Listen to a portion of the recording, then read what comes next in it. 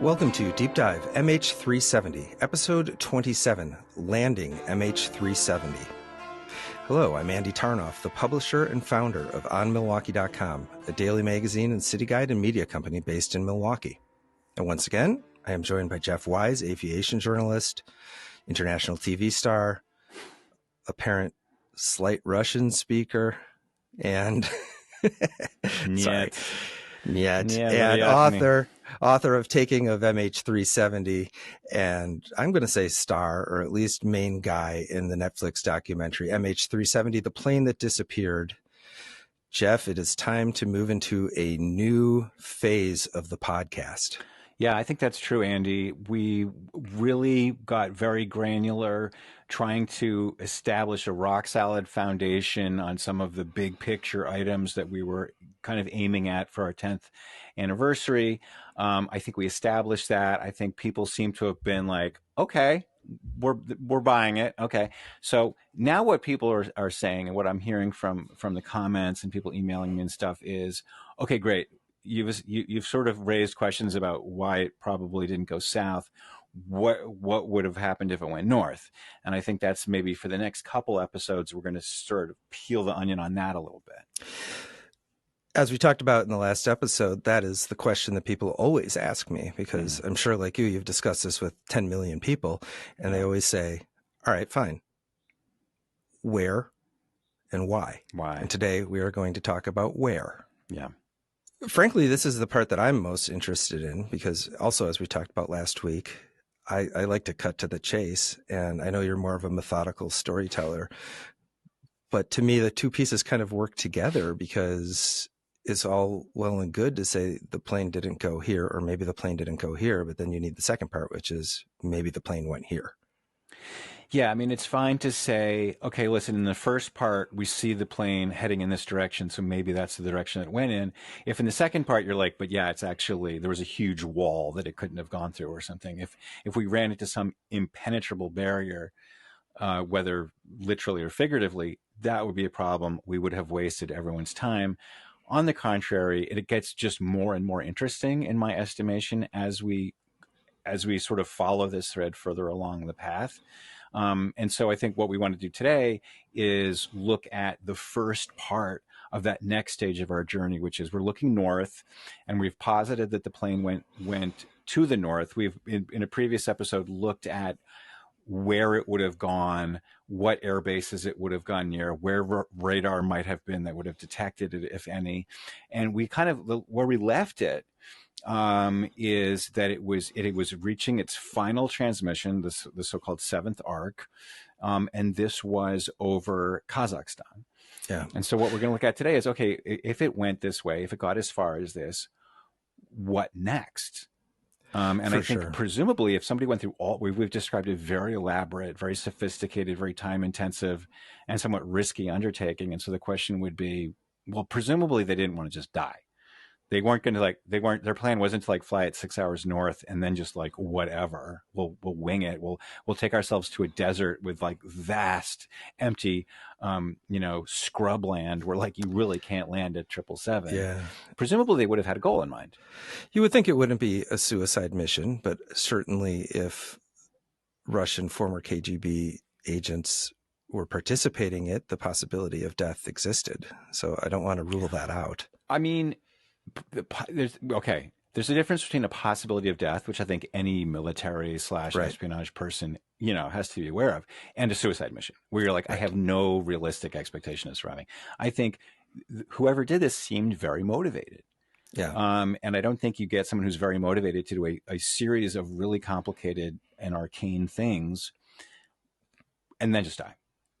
That seems really hard to swallow. So basically we were looking for a place where this plane could land.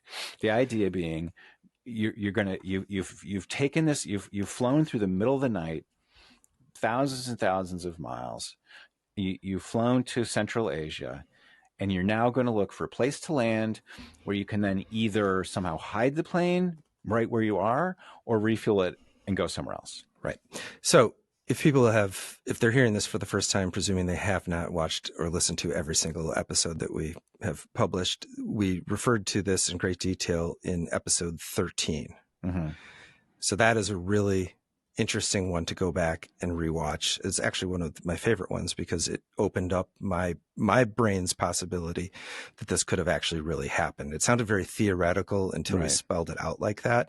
So this is predicated on having a general understanding of why the plane could have gone north and how it could have gotten away with it. There's a lot of technical reasons why the plane probably went north. One of the main objections that people instinctively had, which is what the main thing we were trying to address in episode 13 is, wait, wouldn't it have been seen by all these countries' radar?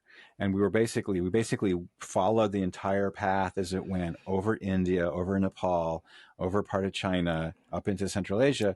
And we said, actually, there isn't any radar probably that would have seen it. Yeah. So this isn't just clickbait. We're saying really go back to episode 13 and watch it, and it'll make a lot more sense to you. Yeah. So we talked in episode 13, we talked about how scientists at the Australian government organization called the Defense and Technology Group, they use this Defense Science and Technology Group. They use this Monte Carlo modeling, which we referred to in our last episode. So I guess I'm saying two different things to generate these number of possible routes that matched the BTO data. And they did have this probability distribution that looked like what I'm putting on the screen right now. Yeah. So if you just use the BTO data, and we've talked about this many times, you get two routes. One is a mirror image of the other. One is the real route that the plane actually flew, and the other is its mirror image. And just on BTO alone, you don't know which it is. And then there's this other part of the data called BFO that tells you which of those is the correct one. The whole premise of this podcast is pretty much to raise the possibility that BFO data was spoofed so that it looked like that the plane actually went into the southern Indian Ocean when it really took the northern one. So what we're going to be talking about today is the idea that if the BTO route to the north is the one that the plane actually took, where could it have landed? Where could this plane, after being hijacked, have landed so that the hijackers could survive and go on to enjoy the fruits of their success? And not to be too repetitive, but again, this was another topic that we talked about repeatedly with the spoofing scenario. So if you're just hearing this for the first time, this will make more sense if you go back and watch a couple episodes in the last month or two. There's a reason why this is episode 27. And I think we want to make it so that you can just listen to episode 27 by itself.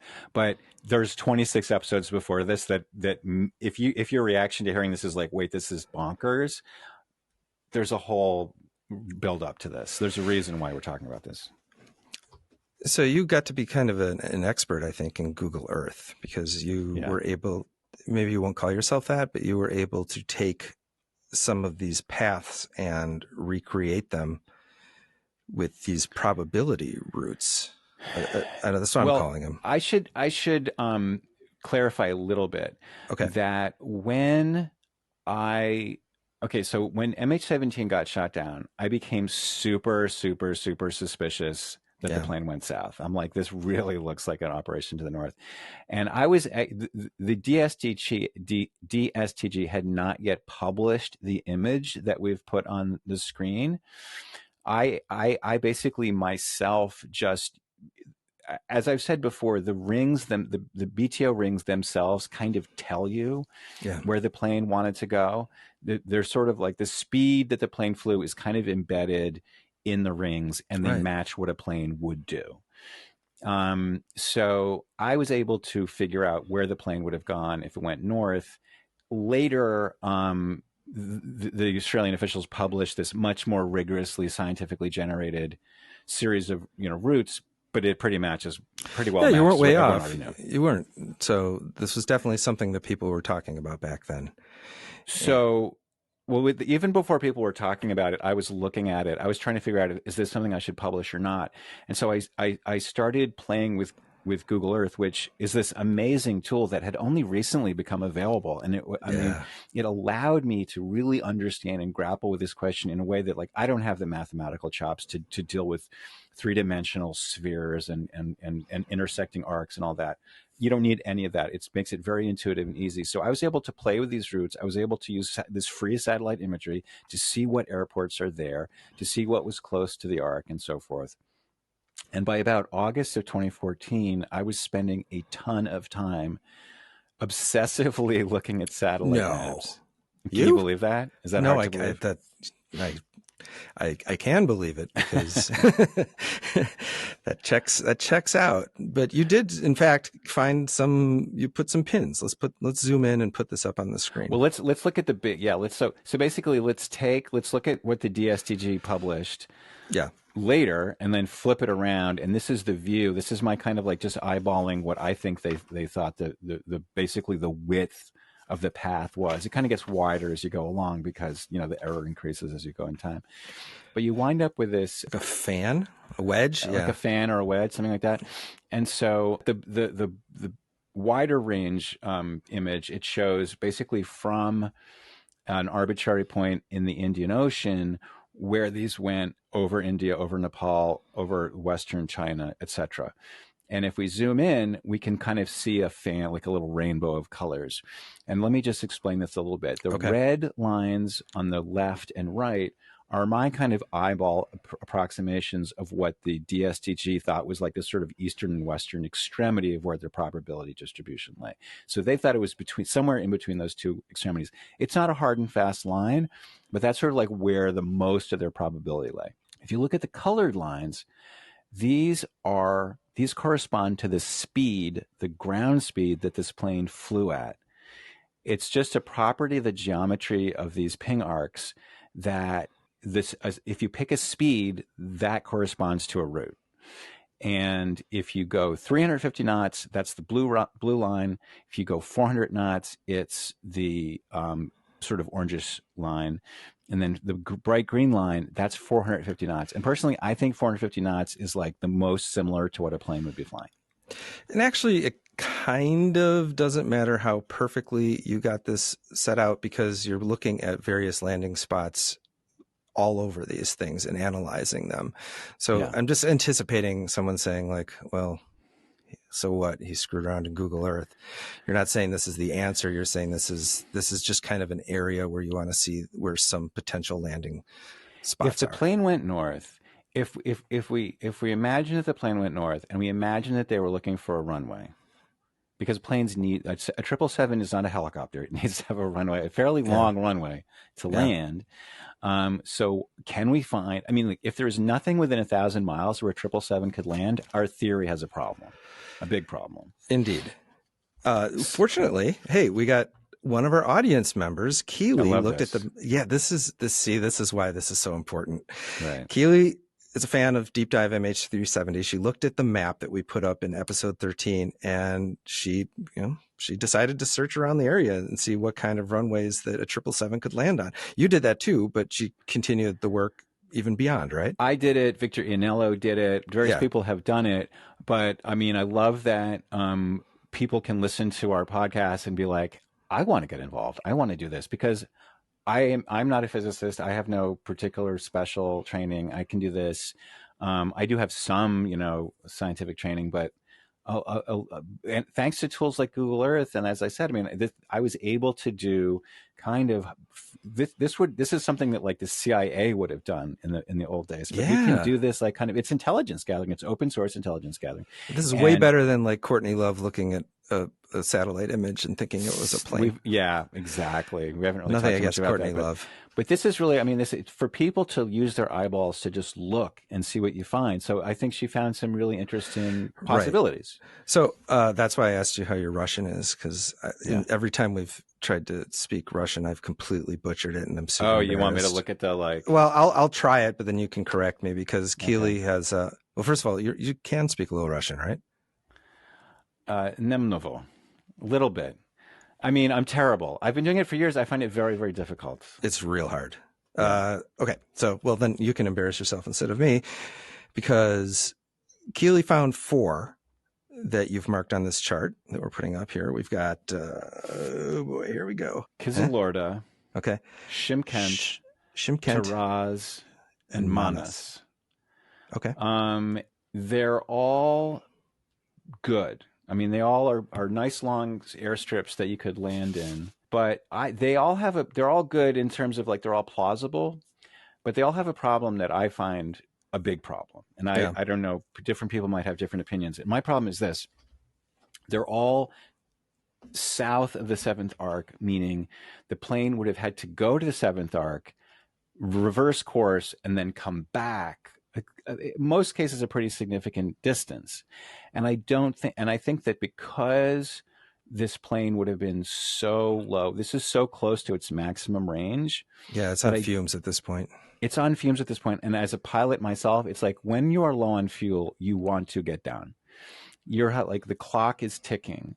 It seems to me a little implausible, not impossible, but I would be a little bit surprised if it turned out that this plane had flown to the seventh arc and then reverse course and gone to one of these places. Can I ask you a question? For no obvious reason or benefit. Yeah. Can I ask you a question that Sure. you are probably going to say is stupid, but I want to say, because I'm not a pilot. Sure. Is any of this terrain in this desert flat enough that you could land a 777 kind of safely in a patch of desert like they do in movies?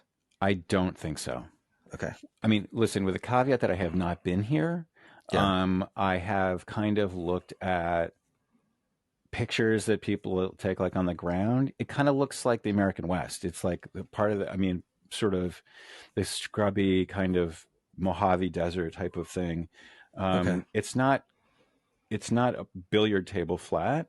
And even if it was, it's like got bushes and rocks, and it doesn't look flat-ish really at all. So it would not go well if you tried to. I don't think it would go well. I don't think you'd be able. I think even if you did manage to put it down in one piece, I think there was a case 10 or 20 years ago where, for whatever reason, like a 737 was coming into land at like New Orleans or something, and it flamed out or something in a thunderstorm. I forget the details, but it landed on like a levee, like a earth embankment, and which sounds incredible. A 737 is a substantially smaller airplane than a 777, and like the smaller the plane, I think the easier it is to land out. It's like completely simple to land like a Piper Cub out. Yeah. A 737, like they landed it on an embankment. I don't think you can even contemplate that kind of stuff in the 777. So, and you can't. Then you could definitely not take off again. Right. That's an important part, because if it was just sitting there, someone would see it at some point. I mean, it might be that some obsessive compulsive person, even more obsessive compulsive than me, which is saying something, could just pore over satellite imagery and try to find a plane, trying to find a 777, like sitting in a field somewhere. It's possible. I do have some things that I want to talk about, but I'm not going to go that far out of order. But toward the end of the episode, I have some comments and questions about that. Great. So let's instead talk about Kyzylorda, because do you think that one's kind of intriguing? So it's very close to being right on the seventh arc, right? So I just criticized Keely's choices, not her life choices, but her landing. Thank you choices. So much, Keely. By the way, major shout out here. We're very glad that you helped us.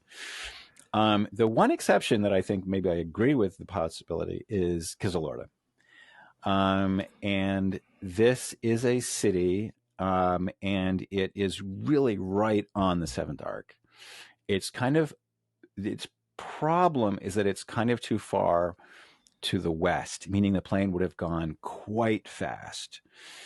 So I put it in like the intriguing but problematic category.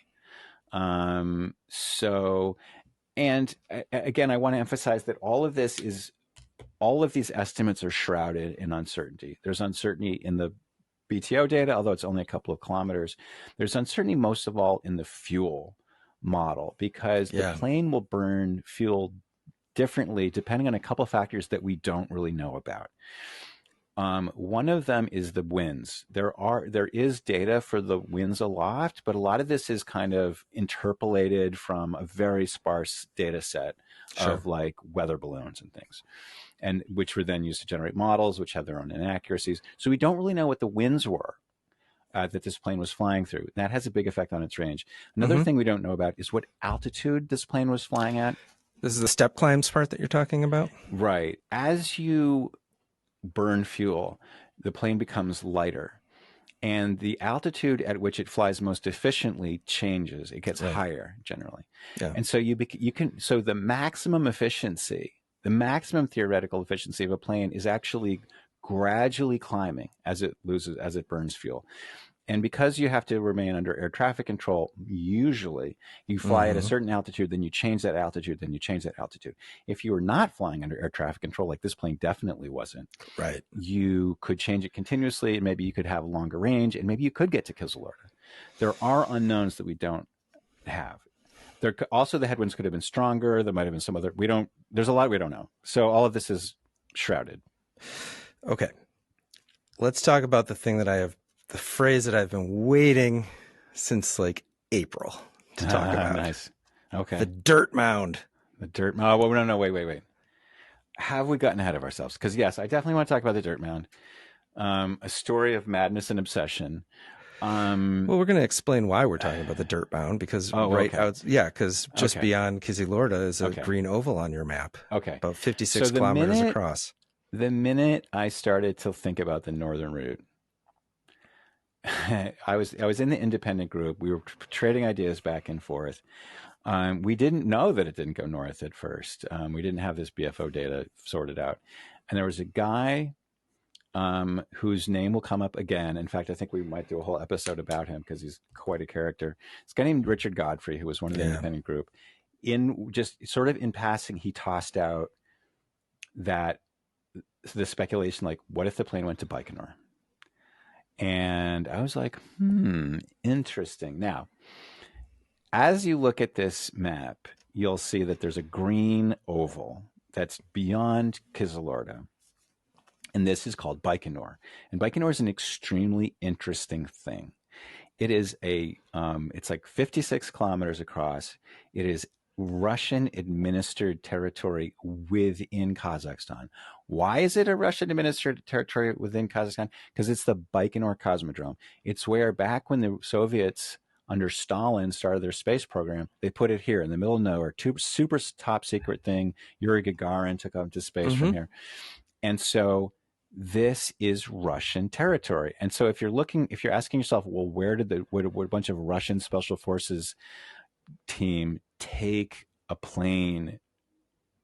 You would think, well, it's right practically next door to Baikonur. Like, that would be a very friendly. I mean, it's kind of like the Russian equivalent of Guantanamo Bay with the United States. Like, it's a part within a place within a place. Exactly.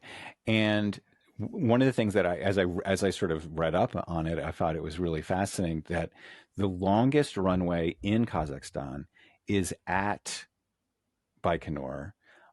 It's not the main airport that they actually use to fly the civilians in and out and bring in VIP teams and stuff. It's actually kind of off by itself, kind of in the middle of nowhere, even in this thing itself, which is in the middle of nowhere. And it was designed to like within millimeter accuracy, because it was designed. The reason it was built was to be the landing place of the Russian space shuttle. It was called the Buran. Yep. And they didn't want to put cosmonauts on it. I think they didn't have a lot of faith in it, or maybe they just wanted to keep it simple. And it was basically a self-landing a space plane, and this was like way ahead of its time. And they probably had, this was before like all the computers and everything that we have now. They had it was like 1988, right? Yeah, it was like but it was engineered like all this stuff started in like the 70s, right? So they were using much more constrained technology. So in order to make their job of landing the space plane easier, they had to make this giant, really big runway that was super, super flat. And so this was interesting to me, because what I was contemplating was, what if this 777 MH370 had been hijacked by people who were basically, James Bond, or, thugs, really espionage guys from the GRU, and their job was to take over a plane. They weren't pilots per se, but they were just plugging in an autopilot. Now, the 777 is capable of what's called Cat 3 approaches. So you can actually land this thing in zero visibility fog, because it'll land itself. It's a self-landing airplane. It's a whole generation after the Buran was built. Of course. And so it was a time when computers and computer control were much more advanced. And so this is now something that's commercially available. So I thought it would be kind of fascinating if the Russians had a plan to steal a plane that was capable of self-landing and took it to the world's like kind of first and only runway that was built specifically as a place to land a self-landing airplane. So you're talking about Yubileyniy. It's 15,000 feet long. Right. And they did successfully land the Russian space shuttle. Yeah, unmanned. we have footage of that, which we will put up. It only missed its mark by like 50 feet. Yeah, not bad. So good job, if Russia. They could only have run the economy as well as they ran the brain. Right. And notably, obviously, after the fall of the Soviet Union, this project was canceled, and it's a bunch of derelict one of them was destroyed. They had built two. One of them was destroyed in a hangar collapse, and I think the other. Yeah, I'm not. Don't quote me on any of this. Yeah, there might be parts of these things. I saw some like abandoned photos and stuff. It was kind of interesting. Yeah. No, I mean, it was really. I think it was like at the time. I remember being, an American when the space shuttle came out, and it was really hailed as this kind of Buck Rogers futuristic thing. And I think the verdict of history is that it was kind of a dead end. It was not a great idea. The fact that we lost two of them along with their crews kind of cast a pall over it. And in retrospect, I think historically the Buran was just an attempt by the Soviet Union to copy us and to keep up with us, which ultimately I think was the fact that they kept doing this and sort of copying our mistakes was sort of a reason for the collapse of the Soviet Union. Well, the space race was weird. There was a lot of questionable motives for why countries were doing what they were doing. Yeah. It's a conversation for another day. Yeah, for sure. So anyway, I was fascinated by Yubileyniy. And I thought this was like, something. Let me look at it and see what it looks like. And I was particularly interested to know if there was like a hangar, like if there's a big hangar that you could park a 777 in. That would be intriguing to me. I looked around and I didn't see a hangar like that. After the shoot down of MH17, this got you thinking. Right. So I had spent the July and August really intensively looking at Google Earth and Yubileyniy, and I didn't see anywhere at Yubileyniy where you could hide a 777 like a hangar or anything. I was especially interested to see if like a hangar was built before March 8th, 2014. And I kind of scanned around and I couldn't really see anything. But then the most recent image in Google Earth was like 2012. And there was it looked like the whole area had been kind of abandoned. Then I started to look at commercial satellite photography. And again, this is something that had become very recently available, where you could sit in your house and over the internet order kind of state-of-the-art satellite imagery that was fairly recent. And to my kind of surprise and intrigue, I found that something had happened near, like about a mile from the airstrip at Yubileyniy. It's the dirt mound. It's time to talk about the dirt mound. You looked at. I think it's time to talk about the dirt mound. You used Taraz server, which had more update imagery. I used Taraz server. I used a bunch of different satellite services because different ones would have different images, and I went completely down a rabbit hole. I got really, really obsessed, and I think you'll see why. I became completely obsessed with the idea that maybe I had found MH370. So let's put up the screen. Let's put up the 2012 screen, and now let's put up October 2013, which was 5 months before the plane disappeared. Okay. Tell me what's going on here. For decades, let's speak to the first one. For decades, nothing happened. This is a remote place of Kazakhstan, an abandoned space plane project that failed, and everything was left to kind of crumble.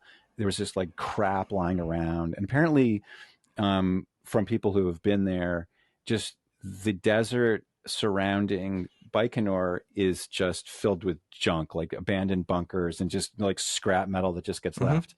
The Russians aren't really known for their kind of super tidiness, I will say. I don't mean that as a slur, but it's just, I think that's true. It's just not a priority. So just leave it. Yeah. Let's not dig ourselves up. That's kind of how I am. That's kind of how I am with. I'm super not. No, this is basically like my backyard. It looks like my backyard. That's what I'm saying. Yeah. So I'm not saying that I'm better than them. Okay. All right, so 2013, 5 months before the plane disappeared. To find, in October of 2013, these decades of desuetude and abandonment come screeching to a halt.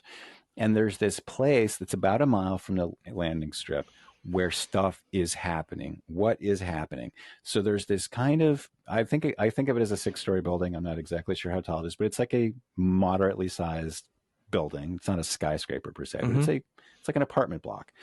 And next to it, they've built this rather tidy dirt patch. It's a rectangular patch of dirt with mounds of dirt. There's a sort of tall mound at one end. You can see from the shadow. And then it looks like actually streaks of dirt that are about the same width as a bulldozer going back and forth. And at the northern end, you see there's more tall piles of dirt and what looks like a hole, like a kind of rectangular hole with maybe like a ramp going down into it at the northern end. That's what I see. I spent a lot of time staring at this image. Yeah, it's like a trench. It looks like a trench going into like a hole. I don't know. That's what it looks like to me. I'm not sure.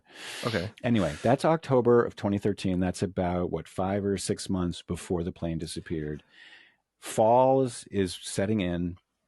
Winter is coming. They've decided to do this thing. And what's really interesting is when I use the tools in Google Earth to measure how wide this pile of dirt was, this rectangle of dirt, and I compared it to how big a 777 is, and it's, look at that picture. I mean, that's okay. This is freaking me out because it's the same size as a 777. Is it like really exactly the same size?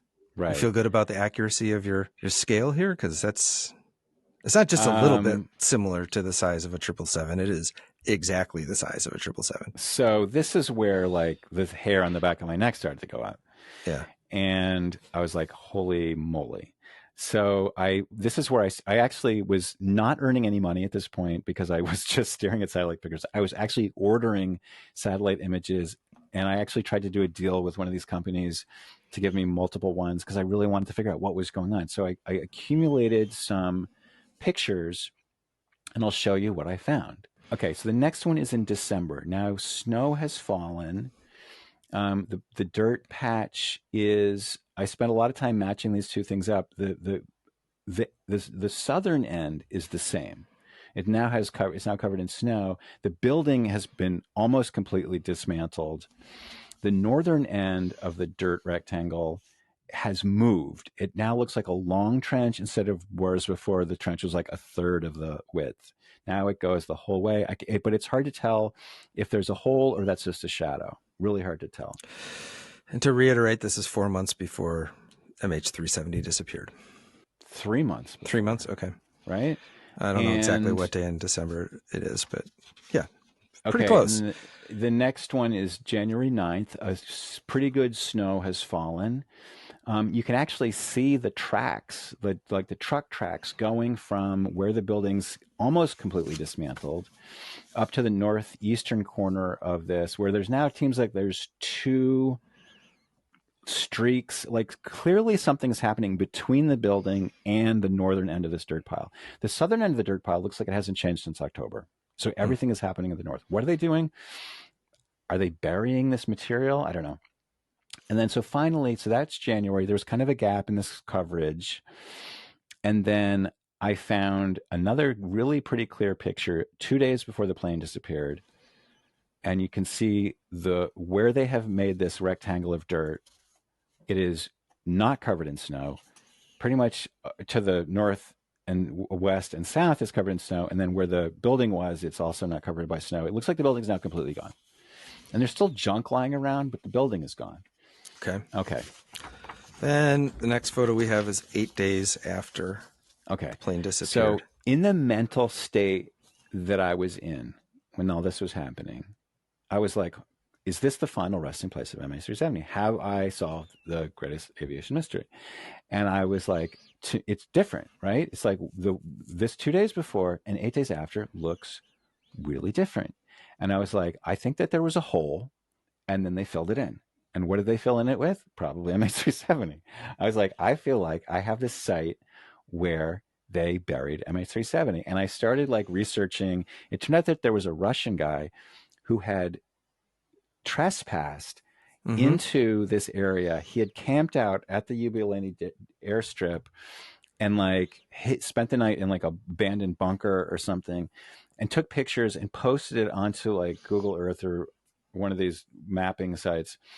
And then he went to the Buran assembly plant or wherever, the launch pad or something, and he got arrested. Mm-hmm. But he was like, he was a Russian guy wearing a "I love Buran" T-shirt, and they like gave him a cup of tea and sent him on his way. I don't think that but I was like, if he can do it, I can do it. So I started to like, yeah. So I'm like, I'm going to go there and I'm going to get like a metal detector and I'm going to sneak in. I'm going to spend the night in the bunker. And then I'm going to like, my head was spinning. This is the worst idea you could have possibly. I mean, you're a parent. I know. I had babies. I had literal babies. What the hell were you thinking? I mean, well, I wanted to find the plane. All right. So what happened? Did you do it? Why didn't you do it? Or did you? Why didn't I do it? I thought I'd solved this mystery. Why didn't I do it? And this is why I didn't do it. By the way, this is what this place looks like today. This is like recently, like in the last, I don't know, within the last year or something. It looks like nothing, right? Yeah. All the like, there's these sort of like long rectangular white things. I don't know if they're like Jersey barriers or something. I tend to think of them as like Jersey barriers. I don't know what they are, but they've been lying there unmoved for a decade. Like nothing happened for decades and decades. Then they did all this flurry of activity right before MH370 disappeared. They finished it right before MH370 vanished, and then they haven't touched it since. But so I spent all this time like making these GIFs of like, I superimposed one satellite image from the other, and because the satellite, when the satellite takes the pictures, it takes them from slightly different angles. You get a kind of binocular effect. Yeah, and so you get this. I'll put it on the show page. You can like look at the GIF, and it's like, get some like dimensions or so some kind of get a binocular sort of sense. Depth. I guess I stared at it, and I stared at it, and I stared at like other like smokestacks in the vicinity and like other buildings and landmarks. And I basically, after much staring and thinking, I convinced myself that this wasn't a hole that had gotten filled in. It had been a pile of dirt all along. And what's more, between 2 days before and 6 days after, nothing had changed. It only looked different because the snow had melted. But actually, every single like little divot of dirt you can match from one image to the other. So what you're saying is based on, despite what you initially thought, it wasn't a hole. It was something that was above ground, and therefore, presumably, the plane wasn't in that pit. I went from being like 80%, 90% certain that I'd found MH370 to like 99% sure that I hadn't. There's still something about this that is like under my skin. And I think the thing that most intrigues me is that in that first October image, it really looks like they're digging a hole. And I sort of sometimes imagine like that they built like an underground chamber, and that when MH370 landed, they chopped it up or blew it up and like put the things in there. But I think that's really unlikely.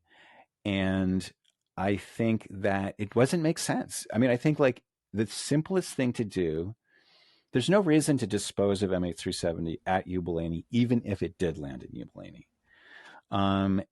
The simplest thing to do would be just to put fuel on it and fly it somewhere else where you've like had time to like really, probably brush it proper. I have so many questions for you, but I'm just going to wait. So you did look into buying a ticket to Kazakhstan, but ultimately you opted against it because you didn't believe that you had found the thing, or did you? I kind of heartbrokenly came out of my rabbit hole, and I was like, okay, I spent thousands of dollars that I really didn't have, and I to my mind, I'm like, okay, well, at least this means I'm not a conspiracy theorist, because I think a true conspiracy theorist never would have let go. I would have like ridden this into the grave. And like the fact that you can look at something and ultimately decide that you're wrong is, I think, a mark of sanity. So I took that as a win. Speaking of riding into the grave, I think had you showed up with your metal detector, that might not have ended particularly well for you. So I'm glad you chose not to do that. But what's sort of a coda to this story is that when it killed me that I had spent all this money on a dead end. And then that following March, I was telling my editors at New York Magazine about this whole interlude, and they were kind of fascinated. They were like, oh, you should write an article about it. And the article was called "How Crazy Am I to Think I Know What Happened to MH370?" And it was kind of like making fun of my whole theory, even though like 10 years later I still think it's probably true. But I was like, okay, this is my opportunity to expense this imagery. And so basically I did a sidebar for them where I'm like, this is like this crazy rabbit hole I went down. And I wrote that sidebar partly because I think it's kind of interesting and partly because I wanted to expense these images. From New York Does that Magazine? make sense to you? It makes total sense to me. I just You're a don't know if freelancer, right? It's like every time you have an expense, you want to try to get someone else to reimburse you. I hope your editors aren't listening to this. I think it's legitimate. I generated content and I charge them for my expenses. I mean, it's not maybe, you know. I don't know how expensive satellite photos are per photo. Are they expensive? It could range. I mean, it can really range on the size and everything. I forget. It was a while. It was thousands of dollars, and I really was broke. But if one of my writers came to me with that kind of expense report, I would probably decline it. What if they told you that this happened 10 years ago?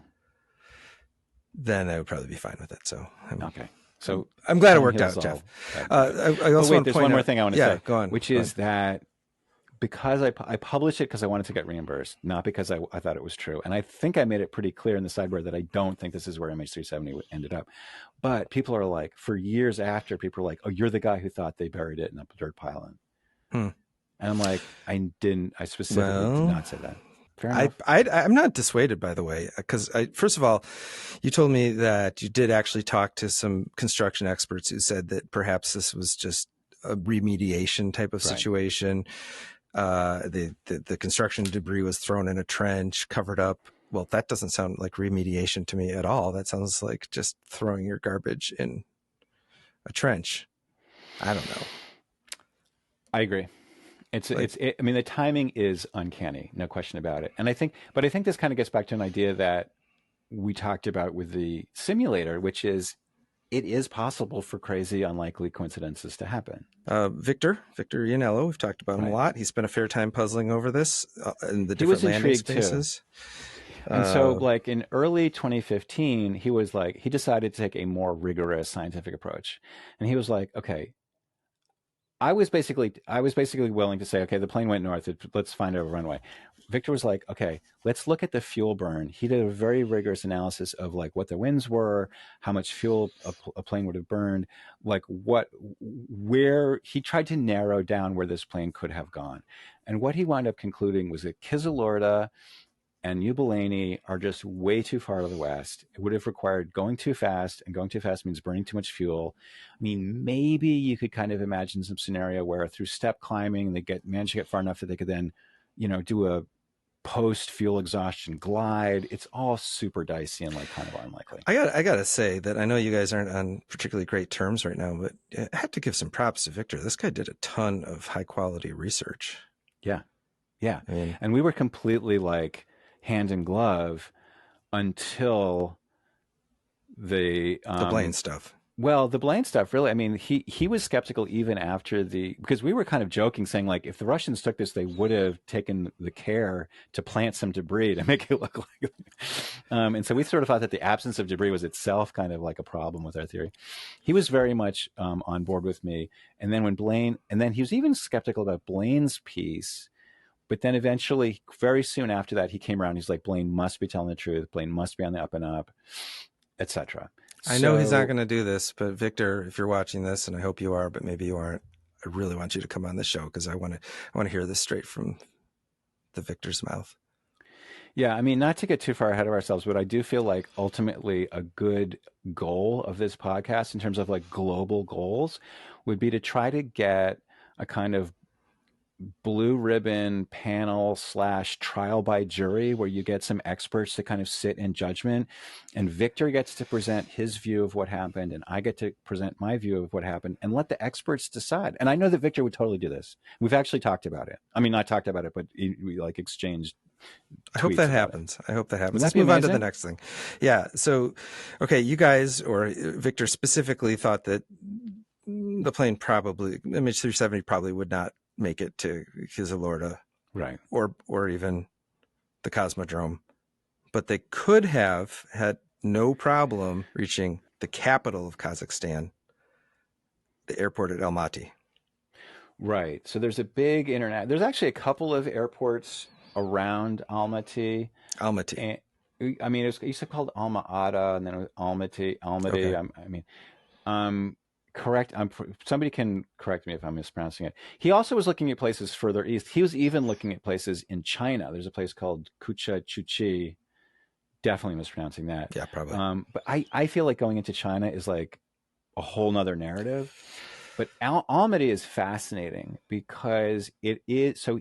Victor, who, to be clear, does not think that the plane went north anymore.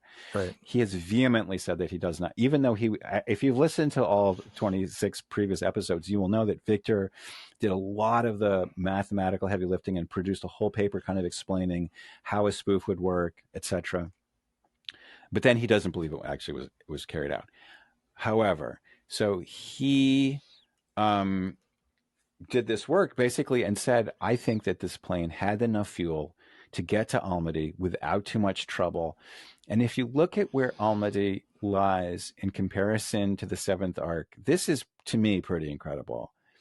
It's like right on the seventh arc.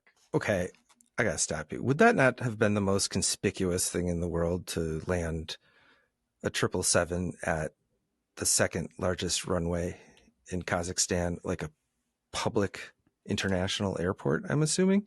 Or someone would have seen this, right? I don't think that people pay attention to airplanes landing at airports. Like if you live at an airport, planes come into land all the time. And when a plane comes into land, it doesn't make that much noise. I mean, the throttles are throttled back. It kind of comes in. Where it makes the most noise is when it takes off. It's heavy and it's like climbing. So I think a plane coming in the early morning, or most people are asleep, comes in, it lands. I just don't think that it wouldn't even cross people's consciousness. I live in this town where there's this, you might have heard it because it goes off from time to time. There's this deafening horn that goes off. And I don't even hear it anymore. And so if you're living next to an airport, I don't think you'd pay any attention at all. Plus, it would have been kind of like dawn at this point, right? Or with the sun fully up?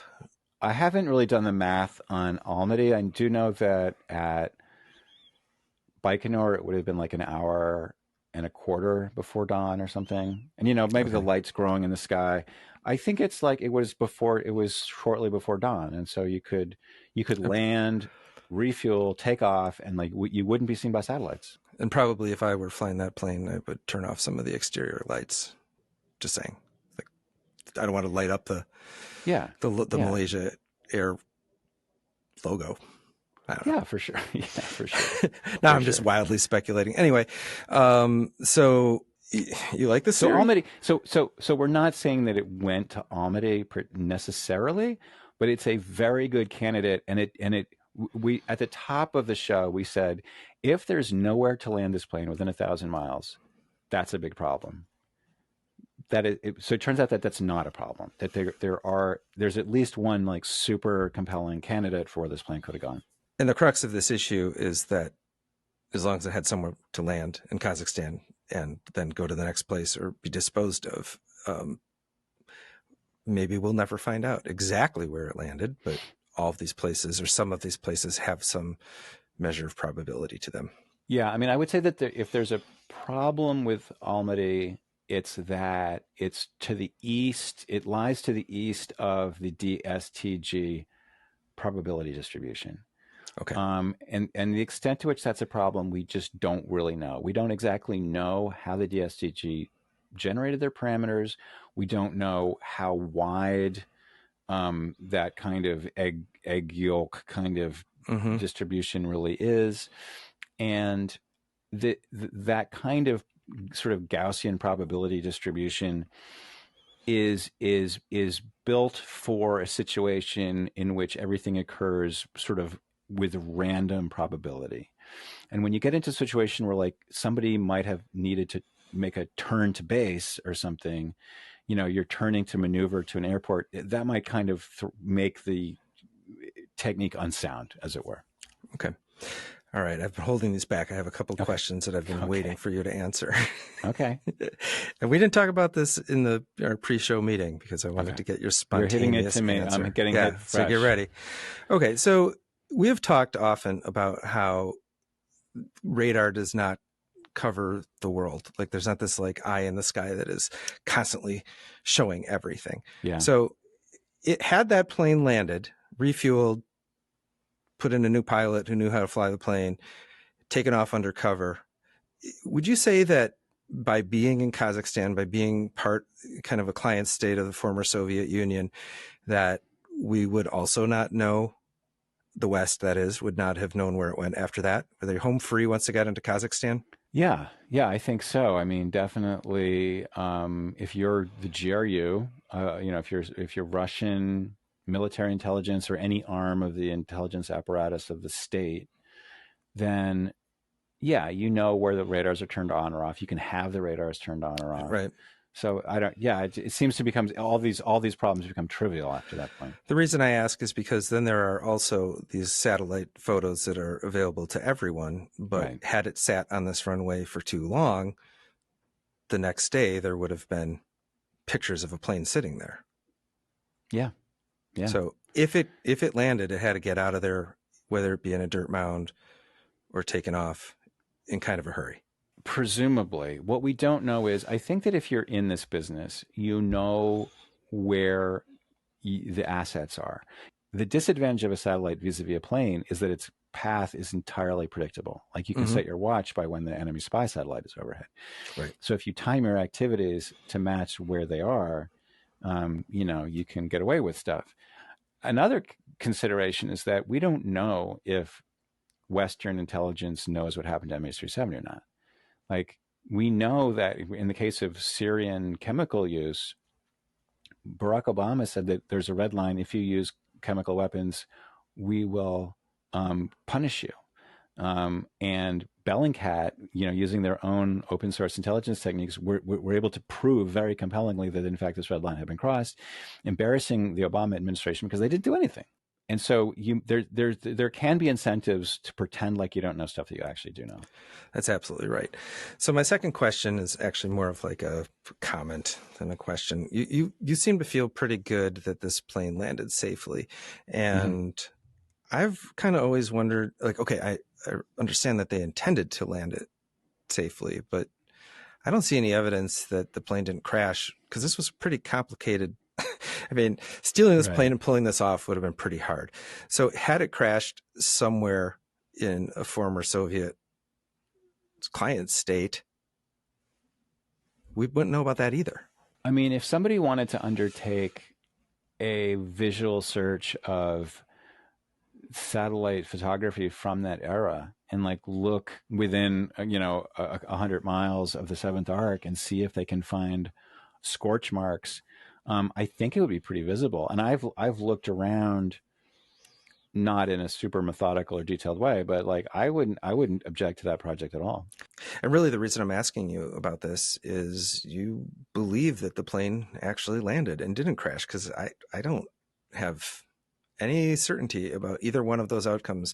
And ultimately it wouldn't have really changed anything if they wanted to plant pieces. Right. So, why do you think it landed and took off again? I don't have any evidence that it landed and took off again. I just think that of all the difficult things that they would have had to accomplish in order to pull this off, I feel like just landing it would be trivial. I mean, it's not that hard to land a plane. Although it was pretty low on fuel. It had a narrow band of places it could pull this off. But one of the major obstacles to the whole spoof scenario is fuel burn. Like, you're positing that somebody planned to steal this plane, fly it in the other direction, and get it to a place where they could have landed without running out of fuel. And when I was thinking about Baikonur pretty much exclusively, I always thought that like the fuel burn was like the major problem of the whole hypothesis. Once you start looking at Almaty and you're like, oh, actually it's fairly easy to get there, that problem kind of goes away. But the bottom line is, look, the plane either went north or went south. Mm-hmm. That's what the Inmarsat data says. And so if it's not in the southern seabed, it has to be north. And so whether it was low on fuel or had plenty of fuel, whether it landed at Almaty or Baikonur or Kyzylorda or some recently bulldozed place in the middle of nowhere, I mean, it had to have somewhere wound up there. Whether it crashed or landed, it doesn't really matter. Those are the options. That's frustrating because that's going to be, we just may never know. Well, for a long time, my thought was, if I can find these Russians alive, then I will have solved the case. And I've spent a fair bit of time doing that, and I can tell you, I do not have these guys alive. They could be alive. Put a pin in that because we have more to discuss. I feel like Yeah. this is a good place to wrap things up. Yeah. 27 episodes through. This Yeah. is the time when we remind people to like and subscribe, to consider becoming a member of our YouTube channel. If you are the type that listens to the audio version of this on Spotify or on Apple Podcasts, we'd encourage you to take a look at the video version. Go back, look at some of these episodes that we referred to. Also, check out our show page because it's a heck of a lot more detailed than anything that you and I can ramble about for an hour. And that's at deepdivemh370.com, where you can also subscribe. You can do a free subscription and get stuff, or you can support us through that. And we're putting all of this right back into the podcast to continue to grow and to get awesome content like we got from Keeley. Yeah. That's super cool. Thank you, Keeley. Yeah, we really love that. We've been getting great questions, great insights. People are just volunteering their expertise. So there's a couple of threads actually that I've been able to open, kind of lines of inquiry that had kind of been lying dormant, but people have like just volunteered their expertise, and it's very exciting actually. It is exciting. So if you are interested in being a sponsor of Deep Dive MH370, visit our show page, deepdivemh370.com. Drop me an email at andy@onmilwaukee.com. I'd like to thank Jacob John, our Seattle, Tacoma-based singer-songwriter, for our awesome bumper music. Still love it. Mm-hmm. And next week, we jump into the why part. That's going to be a fascinating and long and deep conversation, Jeff. Yeah, no, for sure. So thanks again, Jeff, for taking your Sunday afternoon to make this thing happen. Thank you, Andy, and thank you to all our listeners and viewers, and for all the people who have helped us in various ways. Thanks, everyone. Bye-bye. Bye-bye.